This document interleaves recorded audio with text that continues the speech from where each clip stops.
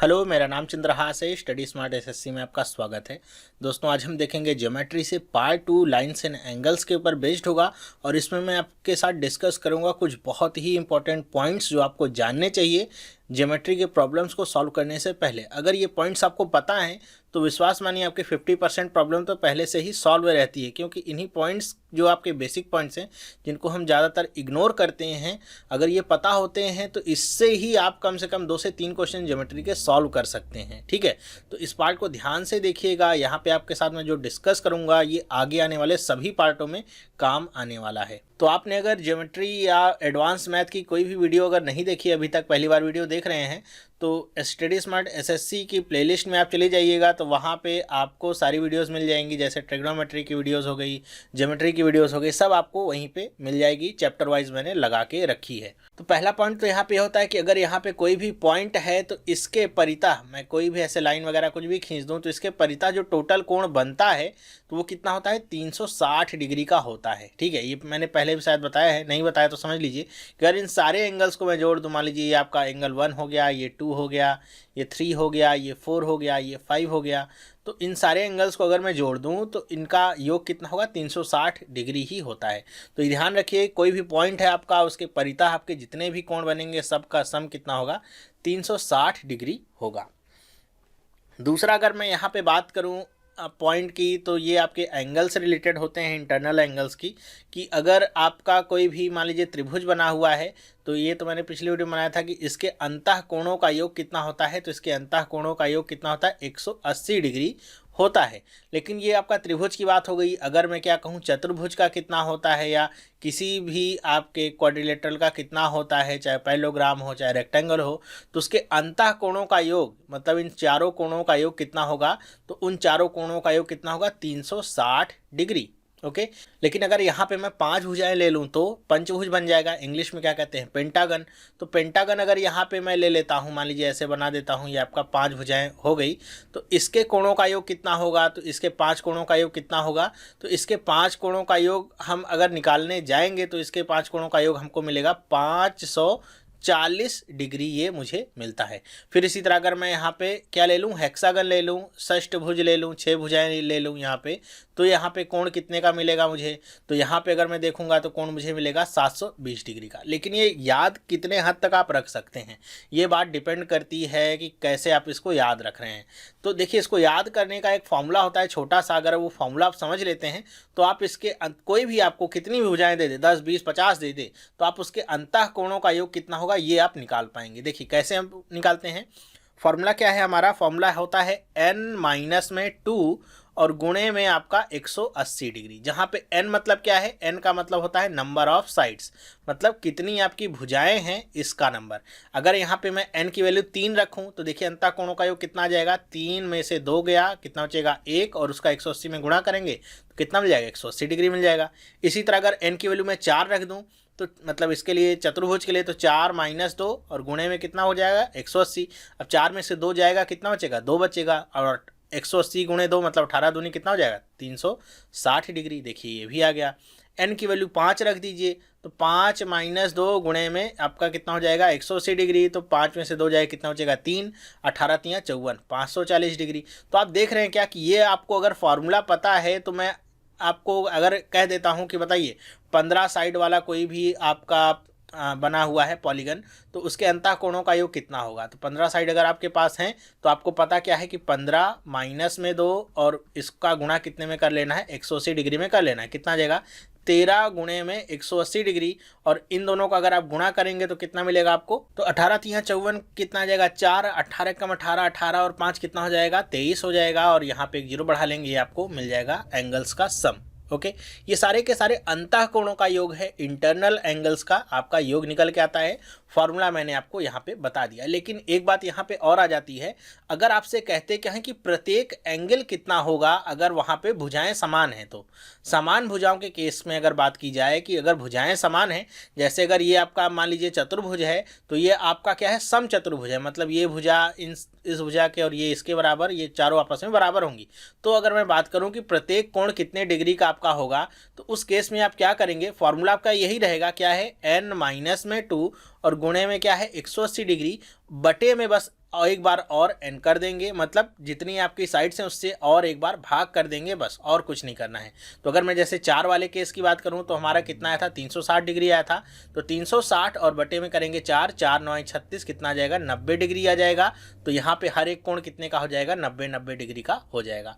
तो ये ध्यान रखिएगा कि अगर आपको भुजाएं दिया जाए, मतलब टोटल साइड्स दिए जाएं, और आपसे पूछा जाए इंटरनल एंगल्स का सम कितना होगा, तो आपको फॉर्मूला क्या लगाना है, n-2 और 180 में से गुणा कर देना है। अगर आपसे कहता क्या है कि सारी भुजाएं उसकी बराबर हैं, वो आपका सम बहुभुज है, ओके, उस केस में आपसे अगर पूछा जाए कि प्रत्येक एंगल कितने का होगा, प्रत्येक कोण कितने का होगा, ना कि उनका योग, पूछेगा प्रत्येक कोण कितने का होगा, तो उसमें आप फॉर्मूला यही रखेंगे और जितने नंबर ऑफ साइड होंगी उससे एक बार और भाग कर देंगे, तो आपको प्रत्येक कोण पता चल जाएगा। ठीक है, इतनी बात समझ में आई। और अगर यहाँ पे अगर बात की जाए आपके बाह्य कोणों की, या अगर बात की जाए कि जो आपके एक्सटीरियर एंगल्स हैं, मतलब ये तो इंटीरियर एंगल्स हैं, यहाँ पे कुछ आपके एक्सटीरियर एंगल्स बनेंगे। मान लीजिए इस भुजा को मैं आगे बढ़ा दूं तो ये आपका बनेगा, इस भुजा को आगे बढ़ा दूं तो ये बनेगा। तो इस तरीके से जो एक्सटीरियर एंगल बन रहे हैं, बाह्य कोण बन रहे हैं, इनका योग कितना होता है, तो ये ध्यान रखिएगा कि चाहे कोई भी आपका पॉलीगन हो, उसका जो एक्सटीरियर एंगल होगा उसका योग कितना होगा, 360 डिग्री ही होता है। इसमें कोई भी कमी नहीं होती है, ना तो कुछ बढ़ोतरी होती है ना तो कुछ घटोतरी होती है। तो मेरे ख्याल से ये इंपॉर्टेंट पॉइंट आपको समझ में आया होगा। अंतः कोण तो सबके अलग अलग हो सकते हैं, लेकिन बाह्य कोणों का योग सबका 360 डिग्री होता है। लेकिन इन दैट केस अगर आपसे पूछा जाए नंबर ऑफ साइड्स दे करके कि प्रत्येक बाह्य कोण कितने का होगा, तो 360 में आपको केवल नंबर ऑफ साइड से भाग कर लेना है, तो आपको प्रत्येक कोण मिल जाएगा। जैसे अगर मैं इस पंचभुज की बात करूं या पेंटागन की बात करूं, तो अगर मैं पूछूं कि इसका प्रत्येक बाह्य कोण कितने का होगा, तो आप क्या करेंगे, 360 और कितनी भुजाएं हैं इसमें, 5, 5 से भाग कर लेंगे। 5 सत्ते 35, 5 दूनी 10, ये कितना आ जाएगा, 72 डिग्री। मतलब हर एक कोण कितने का होगा, आपका 72 डिग्री का यहाँ पे निकल के आएगा। मेरे ख्याल से ये पॉइंट आपको समझ में आया होगा। तो इस तरीके से आप निकाल सकते हैं आपसे कोई भी एंगल अगर पूछा जाए तो। ओके, तो ये तो हो गई हमारी एंगल्स की बात। यहाँ पे एक और पॉइंट इंपॉर्टेंट है जिसको हम आगे डिस्कस करते हैं। क्या है वो है आपका डायगोनल्स को लेकर के। ठीक है, डायगोनल्स को लेकर के क्या पॉइंट है समझने की कोशिश करिएगा कि मान लीजिए यहाँ पे मैं त्रिभुज बनाता हूँ, ऐसे एक त्रिभुज बना दिया। ठीक है, ओके, चलिए त्रिभुज बन गया। अब इसमें डायगोनल्स कितने खींचे जा सकते हैं, मतलब क्या, डायगोनल का मतलब क्या होता है, विकर्ण। तो अगर मैं त्रिभुज बनाऊंगा तो विकर्ण का मतलब क्या होता है कि जब हम एक वर्टेक्स को दूसरे वर्टेक्स से मिलाएं, ओके, और वो आपस में क्या, एडजेसेंट नहीं होनी चाहिए। ओके, ऐसे वर्टेक्स को मिलाएं तो उसे क्या कहते हैं, विकर्ण।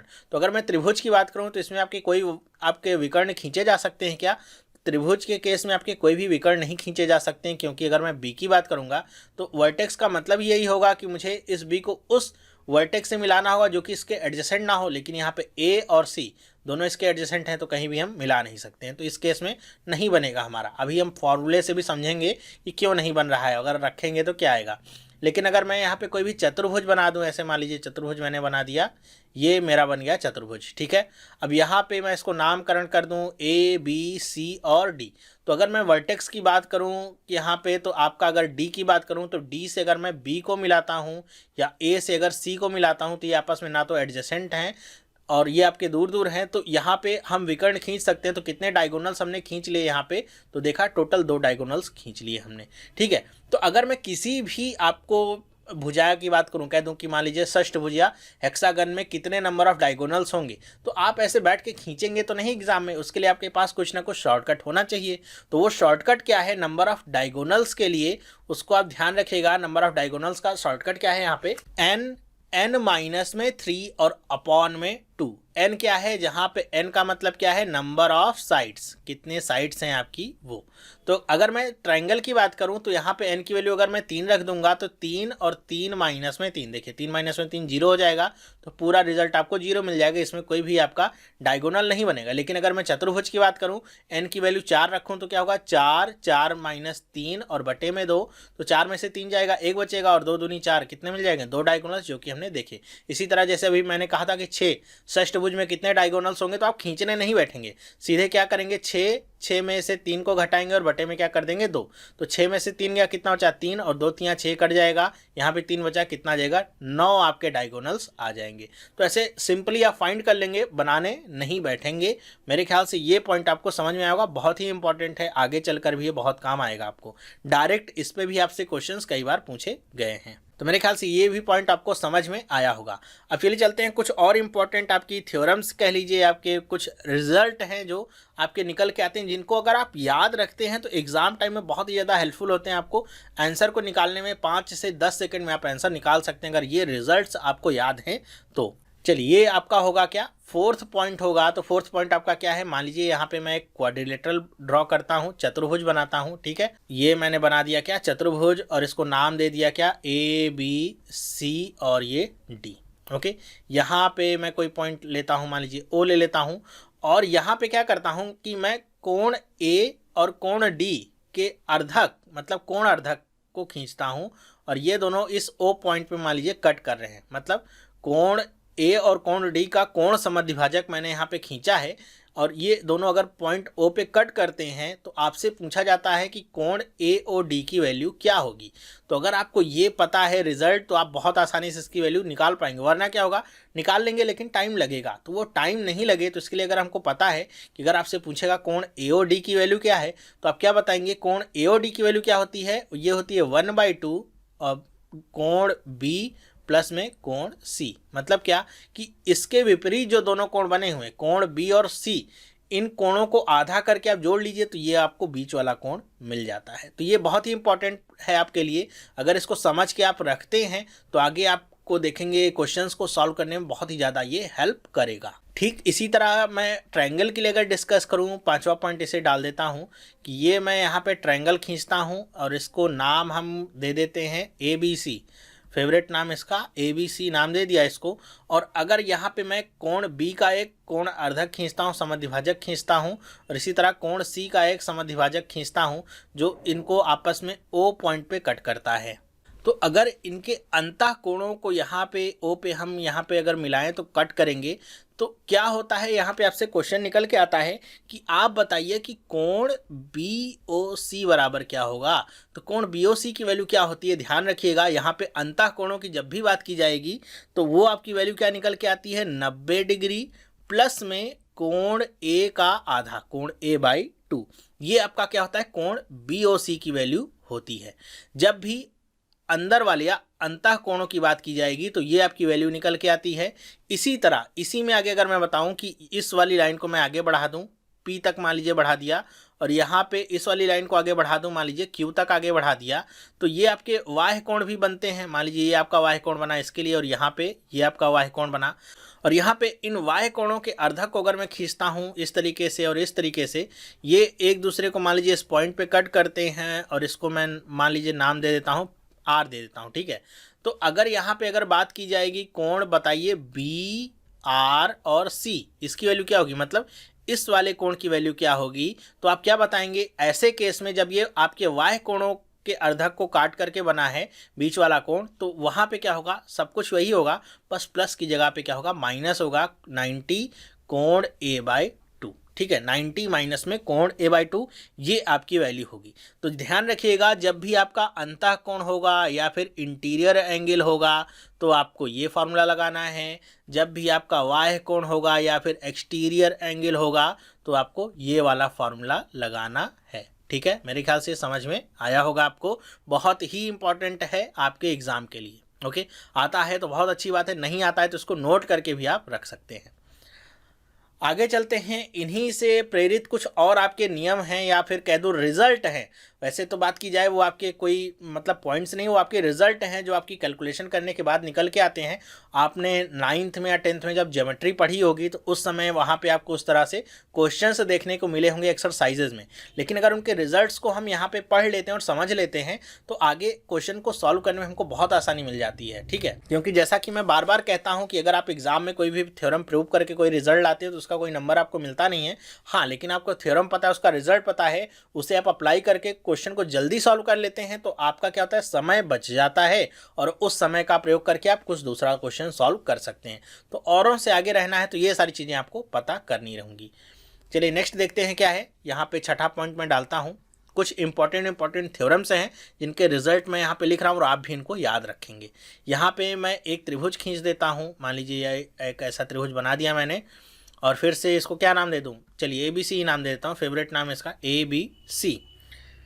और यहाँ पे अगर मैं एक लाइन ये जो BC वाली है इसको आगे तक बढ़ाऊँ तो ये आपका मान लीजिए D तक बढ़ गई, और कोण A का अर्धक मैं खींचूँ, अर्धक का मतलब कि इसको कोण A को आधा आधा बांटता हुआ अगर एक लाइन ऐसे आगे जाती है और ये लाइन इसे यहाँ पे कट करती है, मान लीजिए पॉइंट आपका क्या हो गया, E हो गया।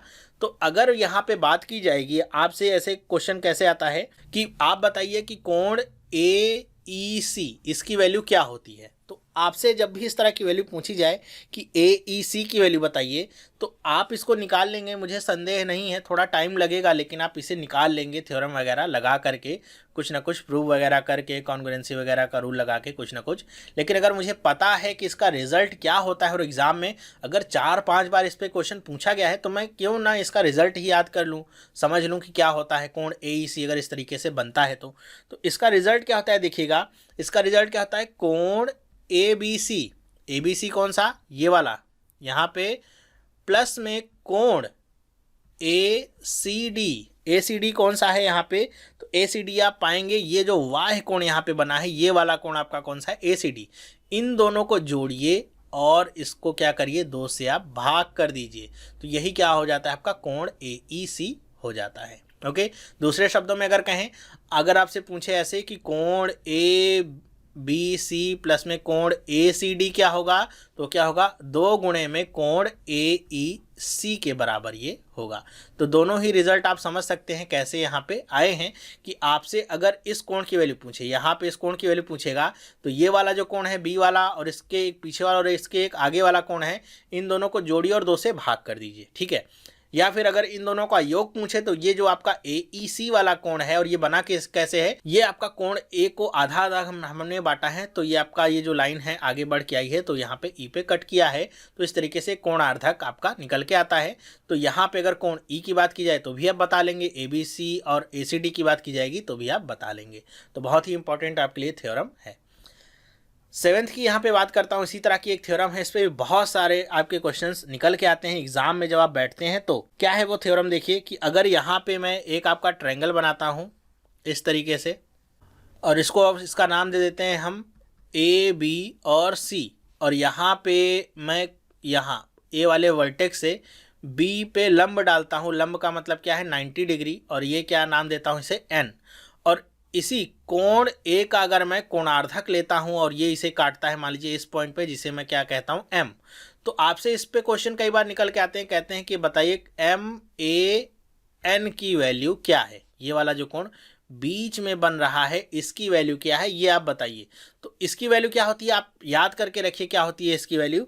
तो इसकी वैल्यू क्या होती है, कोण B माइनस में कोण C और पूरे के बटे में 2, बस यही इसकी वैल्यू होती है।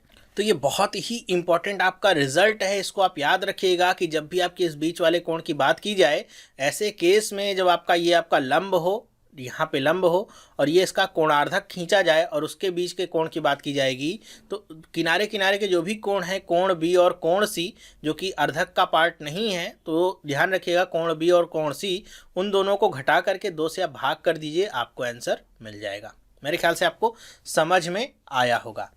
चलिए अब 8वां पॉइंट देखते हैं हम। यहाँ पे बहुत ही इंपॉर्टेंट पॉइंट है और जितने अभी तक बताएं सारे इंपॉर्टेंट ही हैं, आपके एग्जाम में लगातार ये रिपीटेड पूछे गए हैं, इसलिए मैं इनको पहले ही बता दे रहा हूँ। इनको पढ़ने के बाद आप अगर खुद से भी ट्राई करना चाहें तो कर सकते हैं, आपके बहुत सारे क्वेश्चंस अभी से ही सॉल्व होने लगेंगे, वरना नेक्स्ट चैप्टर से मैं सीधे क्वेश्चंस पे आऊँगा तो आपको दिखाऊंगा कि क्यों ये इतने ज़्यादा इंपॉर्टेंस रखते हैं। तो यहाँ पे देखिए, अगर यहाँ पे एक मैं समकोण त्रिभुज बनाता हूँ, मान लीजिए ऐसे एक समकोण त्रिभुज मैंने बनाया हुआ है और इसका नाम मैं क्या रखता हूँ, इसका नाम रखता हूँ ABC, जैसा कि हम हमेशा से रखते हैं A, B और C। और यहाँ पे इस AC वाले पॉइंट पे एक पॉइंट आपका D है, और D कैसा है, D आपका मिड पॉइंट है, मतलब मध्य बिंदु है AC का।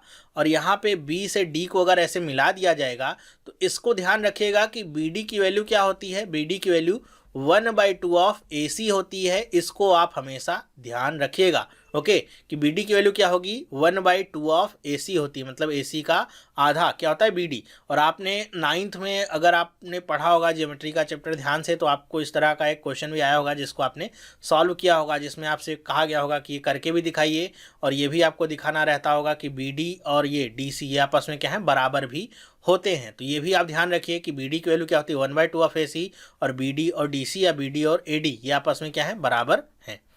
तो ये आपके कुछ इंपॉर्टेंट पॉइंट्स हैं जिनको अगर आप ध्यान रखते हैं तो आपके लिए ज्योमेट्री एक बहुत ही चुटकी का खेल हो जाती है। लाइन और एंगल्स की बात अगर की जाए तो बहुत ज़्यादा आसान हो जाता है इससे हमको क्वेश्चन को सॉल्व करना। ये तो खैर छोटे छोटे पॉइंट्स थे जो मैंने पहले ही बता दिए हैं, जिनका इस्तेमाल हम आगे भी करेंगे, चाहे वो कॉन्ग्रुएंसी की बात करें, चाहे वो आपका सर्कल की बात करें, चाहे लाइन एंड एंगल की बात करें, हर जगह इनका यूज़ होगा। बेसिक से पॉइंट है। और आगे जब हम क्वेश्चन अब सॉल्व करेंगे तो जहाँ जहाँ भी हमको इंपॉर्टेंट पॉइंट्स मिलते जाएंगे मैं उनको डिस्कस करता रहूँगा, क्वेश्चन को सॉल्व करने के दौरान ही आपको वो भी पॉइंट्स बताता रहूँगा। तो मेरे ख्याल से आपको 8 पॉइंट समझ में आए होंगे। अगर समझ में आए हैं तो मुझे आप कमेंट करके बताइएगा कि आपको ये वीडियो कैसा लगा। ये भी आपके लिए पार्ट 2 था, जो कि एक बेसिक सा वीडियो था मैंने बनाया हुआ आपके लिए, ताकि आपको बेसिक कॉन्सेप्ट पता रहे तो क्वेश्चन करने में आपको मज़ा आए, ठीक है, समझ में भी आए कैसे हो रहा है। तो वीडियो अगर पसंद आया है तो इसे लाइक करिए, अपने दोस्तों के साथ भी इसे शेयर करिए, जिससे और लोगों तक भी वीडियो पहुँच सके। और नेक्स्ट पार्ट से हम शुरुआत करेंगे सीधे क्वेश्चंस की, जो कि आपके बनेंगे लाइन्स एंड एंगल्स के ऊपर। ओके, तो नेक्स्ट पार्ट का इंतजार करिए। इस पार्ट में बस इतना ही। अगर आपने चैनल को सब्सक्राइब नहीं किया है तो आज इस चैनल को सब्सक्राइब कर सकते हैं, जिससे इस तरह की जो वीडियोस हैं आपको मिलती रहेंगी और आपकी प्रिपरेशन औरों से और अच्छी होती रहेगी। तो ये वीडियो देखने के लिए आपका बहुत बहुत धन्यवाद। अब हम मिलेंगे नेक्स्ट वीडियो में, तब तक के लिए have a nice day and bye.